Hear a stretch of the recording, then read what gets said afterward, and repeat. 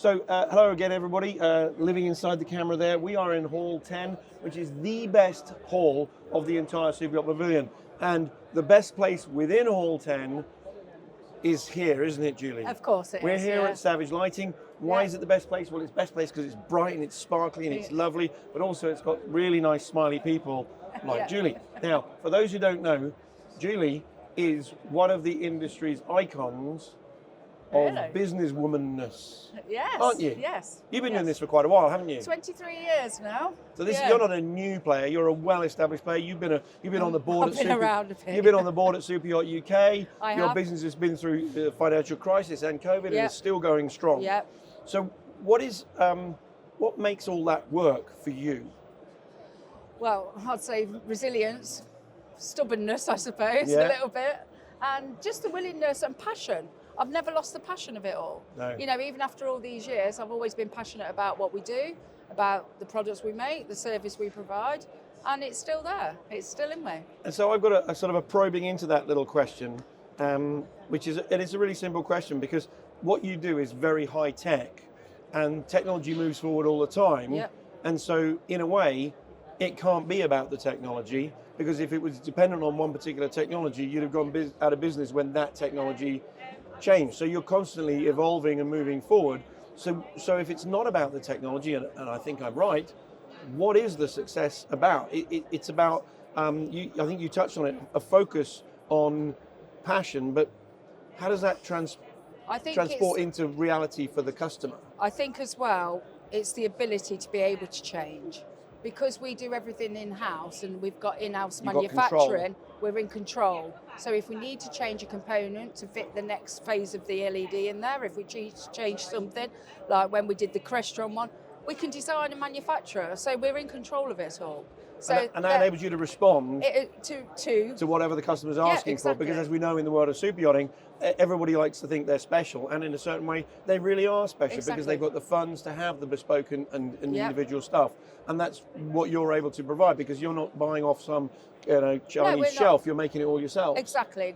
So if they want a tweak a little bit on their design, we can do that, and we can also we prototype everything for the customer, let them approve it before we produce, and then we can make tweaks because, like you say, we're in control of it. And do you ever get a moment where you're able to see inside the crystal ball and imagine a future, or do you sort of place yourself in front of the customer and say, what do you want?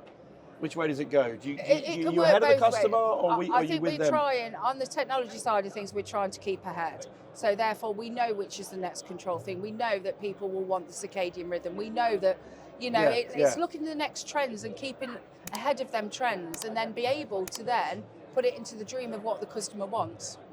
Nice.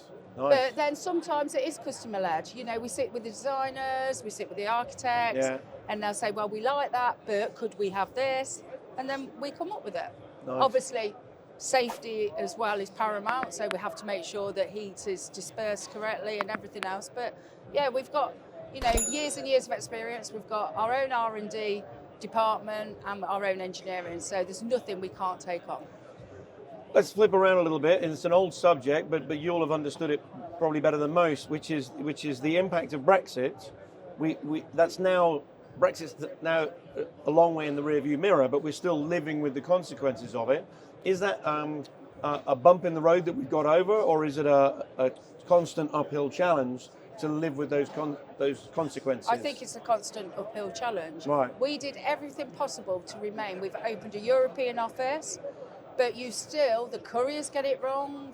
They input the incorrect information. They're trying to charge. It's literally a nightmare. And I don't think anybody that exports to Europe that does what we do within any industry, can say it's an easy ride, because I think it's very frustrating, very, very frustrating. Does that make it harder then to be competitive in the marketplace? Because there's an awful lot of build going on in Europe and not very much build going on in the UK.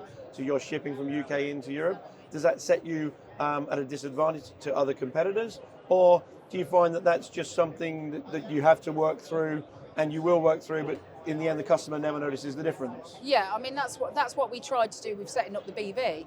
we tried to do it so that, yes, it's more paperwork for us, but then the customer, it was seamless They for don't them. notice it. And, you know, a lot of the time it is. Yeah. But sometimes the couriers just get it wrong. Yeah. But what we're trying to do now, especially on larger projects, we'll just drive it ourselves. Yeah. So it's not stuck in customs.